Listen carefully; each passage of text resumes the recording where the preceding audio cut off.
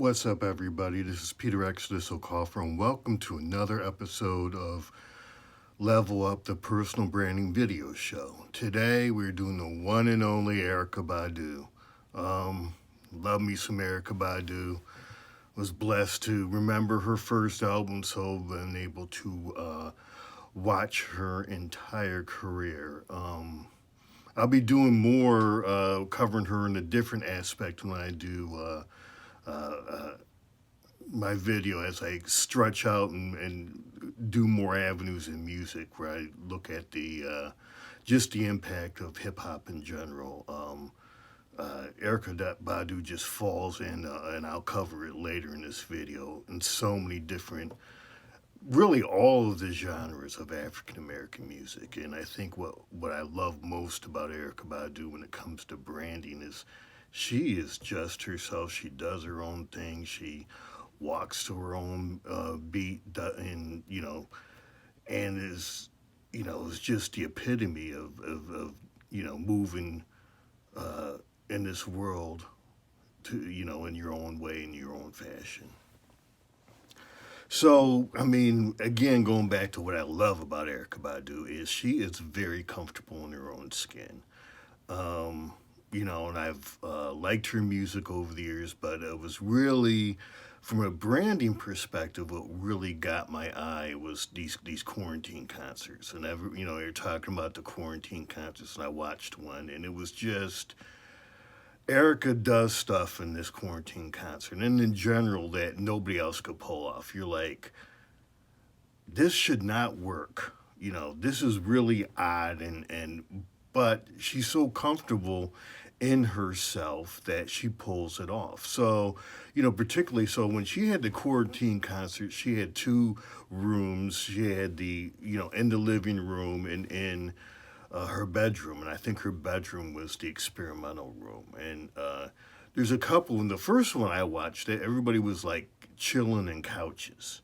So the whole band is in there in couches, and Eric is just or these big easy chairs, and she's just chilling. And I remember watching like 20 minutes, the first 20 minutes of this, and they don't even play music. She's just like, well, how you doing? And and just whatever, whatever.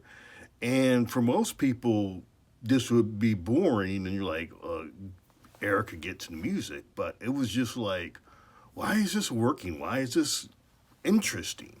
And and it works for Erykah because she is very, very comfortable in her own skin.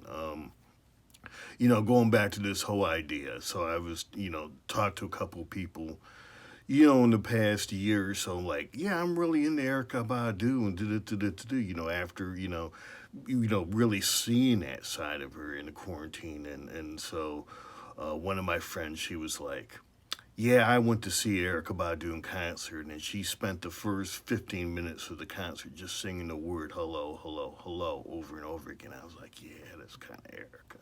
I could see that. And of course, that was the title track from her latest, the mixtape or whatever, which I think is her most experimental and just interesting album in her catalog. They're all good. And then another friend was like, "Yeah, I went to Erykah Badu concert, and she spent most of the time talking." I was like, "I didn't pay for you to talk. Please sing and play some music." And I was like, this is like 10, 15 years ago. And I was like, yeah, that's kind of Erykah. Even back then, I knew that, well, that's kind of Erykah. But, she rolls that way and she gets away with it.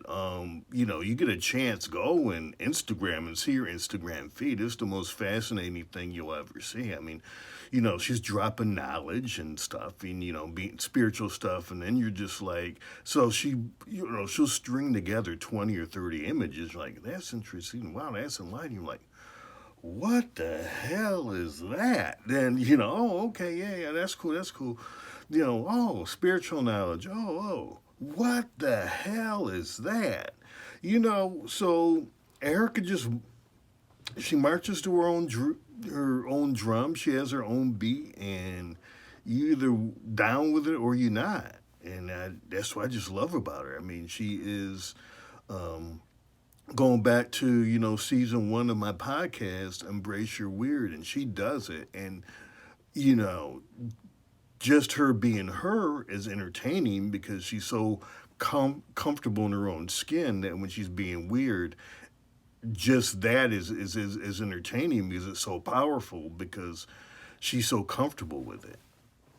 And when you talk about Erykah Badu, you also have to talk about her look and her fashion. And Erykah, boy, she has fashion. I don't know, um, it's Afrocentric.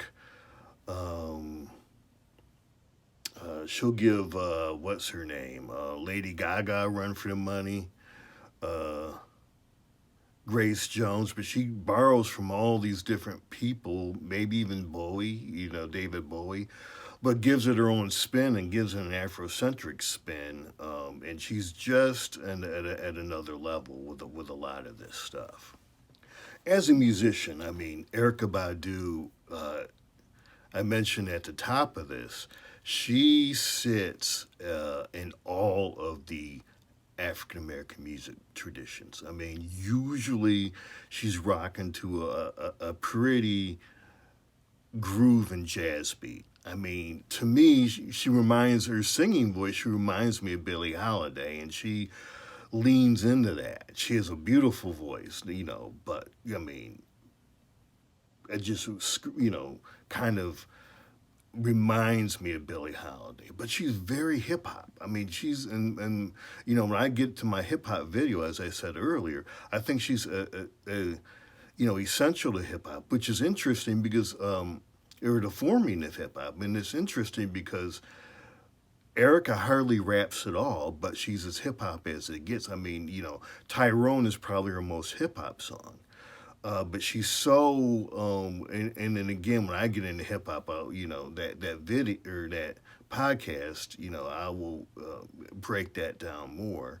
She's also very rooted in the blues, and Bag Lady comes to mind. It's a very bluesy song, and she really um, she can really put her finger on the pulse of African American suffering like very few.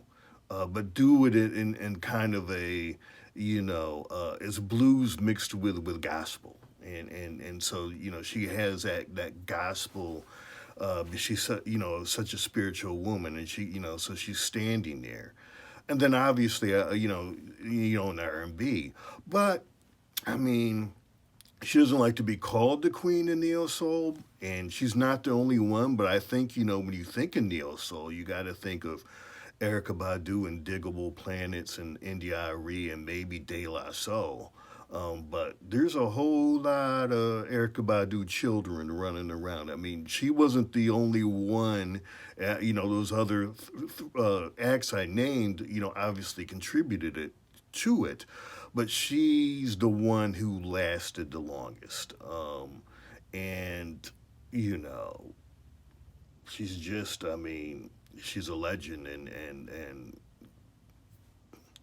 she kind of, you know, walks into a space and can move that space without saying or just her presence moves things in a positive way. Um, yeah, that's just Erica Baduism, baby. The other realm of black music where Erica Badu stands as well is the funk. She's well respected, she uses every once in a while drops the funk colloquialisms, the language from the funk back from the 70s. And her music does have that funky groove, even though, it's not bass heavy, even though it is a jazz beat. And the whole oneness and the togetherness and the celebration aspect. And I'm also going to do, a podcast just on the funk. That's my thing, the funk. And Erica, is a funk artist as well. So she's probably the only artist I can say that truly grasps all of these different, gospel, funk, neo soul, R&B, jazz, and the blues. And there's all strong elements of that in her music. And she's probably the only one I can think of that can weave all that in there legitimately and have such an effect. And I mean, that's why she's a legend. Uh, what's the as far as branding goes, what is the takeaway when it comes to Erica Badu? Said it once, said it again, embrace your weird. But Erica Badu, you know, find your you and your comfort zone and be there. That's number two, and do the work. She obviously knows the history of black music very, very well. I've watched a lot of Erica Badu videos. She surrounds herself with very good people. She has a great team. She talks about building, and down the road, that's kind of the holy grail when everything in this world is building great teams. That's ultimately how you get things done. I mean, American and to a lesser extent Western Europe, celebrate the individual, but when really, it's groups that get things done. Wars aren't fought by individuals; they're fought by groups. And I mean, look at Ukraine and Russia right now.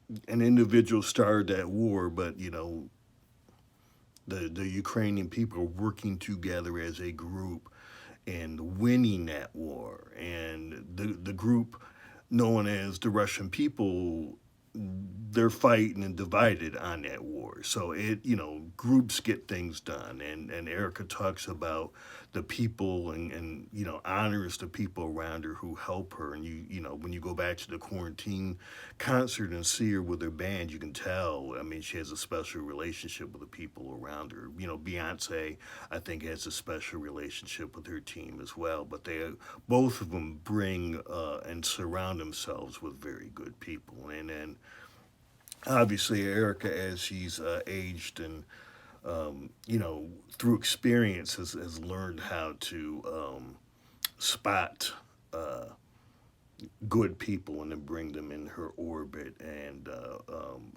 bring the best out of them and help them contribute to a bigger whole. That obviously she heads, but that's greater than her.